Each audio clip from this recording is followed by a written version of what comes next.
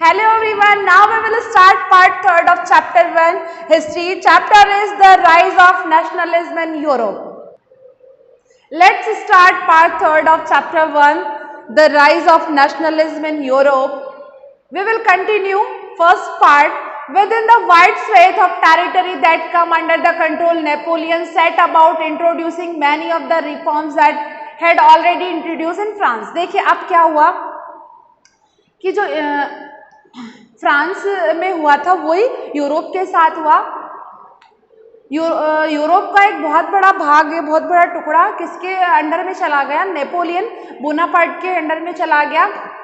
दो return of monarchy, Napoleon had no doubt destroyed democracy in France. अब क्या हुआ कि जब नेपोलियन फ्रांस आया तो दो रिटर्न टू मोनार्की, वापस से वहां पर क्या आ गई? मोनार्की, जो कि अभी स्टेट नेशंस बन गया था, अब किस में कन्वर्ट हो गया? वापस मोनार्की में कन्वर्ट हो गया।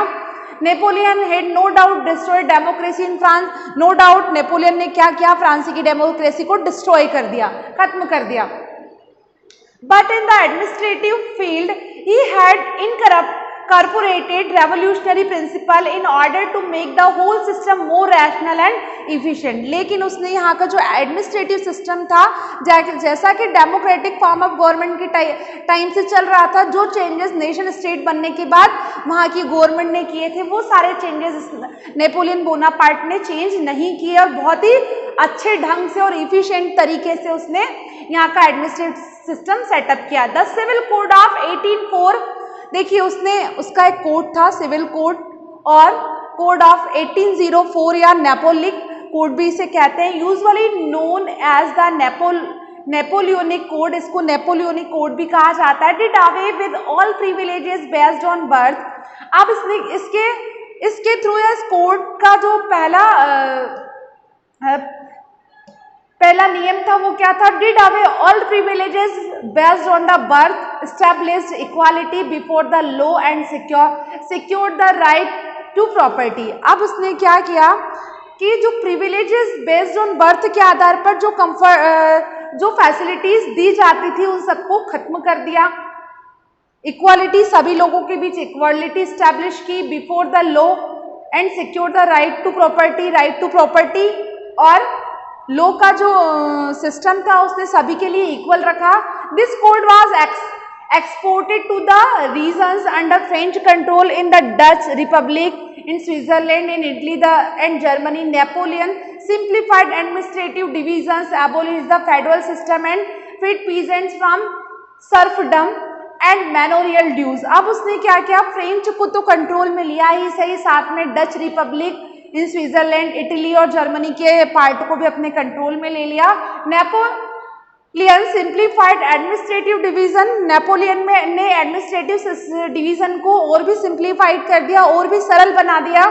एबोलाइज्ड the federal system and freed peasants, उसने क्या किया? फेडरल सिस्टम जो कि डेमोक्रेटिक फॉर्म ऑफ गवर्नमेंट बनने के बाद स्टार्ट किया था उसको एबोलिश कर दिया, एंड फ्रीड पीजेंट्स को फ्री कर दिया। किससे? सर्फडम एंड मैनोरियल ड्यूज, जो भी उनके बकाया थे, जो भी टैक्सेस पीजेंट्स पर लगाए जाते थे, वो सारे टैक्सेस और सर्फडम मतलब उनका जो उधारी थी वो उसको खत्म कर दिया। In the towns to guild restrictions were removed, और टाउन्स में जो सामाजिक रेस्ट्रिक्शन या प्रतिबंध, सोशल प्रतिबंध जो लगाए जाते थे वो रिमूव कर दिए। Transport and communication system were improved, और जो नेपोलियन के टाइम में क्या हुआ? ट्रांसपोर्ट और कम्युनिकेशन सिस्टम को और भी इम्प्रूव्ड या और भी उसमें सुधार किए गए। Peasants, artisans, worker and new businessman enjoyed a new found freedom. इस तरह से जो बिजनेसमैन थे, आर्टिसंस थे और कौन थे? वर्कर्स थे, वह इस एडमिनिस्ट्रेटिव सिस्टम को एंजॉय कर रहे थे, मतलब नेपोलियन बोनापार्ट के एडमिनिस्ट्रेटिव सिस्टम को वो एंजॉय कर रहे थे, सभी से पसंद कर रहे थे।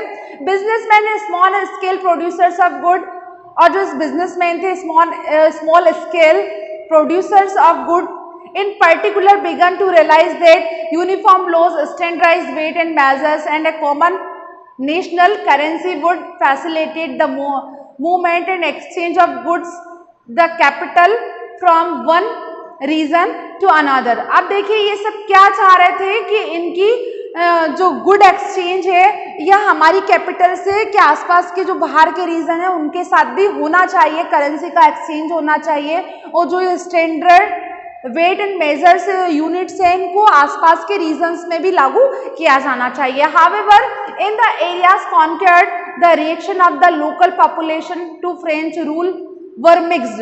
अब क्या हुआ, बोनापार्ट ने फ्रेंच के आसपास के जो एरियाज थे उनको भी कॉन्क्वर्ड कर लिया, जीत लिया, और वहाँ की जो पॉपुलेशन थी वो कहाँ मिक्स हो गई, फ्रेंच रूल वर मिक्स्ड, वहाँ भी फ्रेंच रूल मिक्स्ड हो गया। Initially in many places such as Holland and Switzerland as well as in certain cities like Brussels, Mainz, Milan and Warsaw, the French armies were welcomed as the harbingers of liberty, but the initial enthusiasm soon turned to hostility। देखिए ये जो सारी countries थी या जो आसपास के reason से जिसको नेपोलियन बोनापार्ट ने किस में मिक्स कर लिया था, फ्रेंच में मिक्स कर लिया था।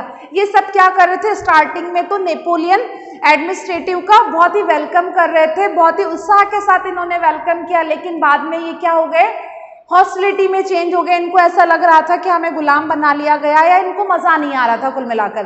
As it became clear that new administrative arrangement did not go hand in hand with political freedom, इसका मतलब यह हुआ कि जो नया एडमिनिस्ट्रेटिव अरेंजमेंट था वह एक व्यक्ति से दूसरे व्यक्ति तक पॉलिटिकल फ्रीडम के माध्यम से नहीं गया। इंक्रीज टैक्सेशन, अब क्या हुआ, टैक्स इंक्रीज होने लगा, सेंसरशिप बढ़ने लगी, force conscription into French armies required to conquer to rest part of Europe। अब जो आर्मी थी फ्रेंच की आर्मी, उस पर फोर्स आने लगा, दबाव आने लगा, किसका, कि यूरोप के जो बचे हुए पार्ट थे उसको भी वह जीते। All seemed to outweigh and advantages of the administrative change. इस तरह से वहां का जो एडमिनिस्ट्रेटिव सिस्टम था वह धीरे धीरे चेंज होने लगा।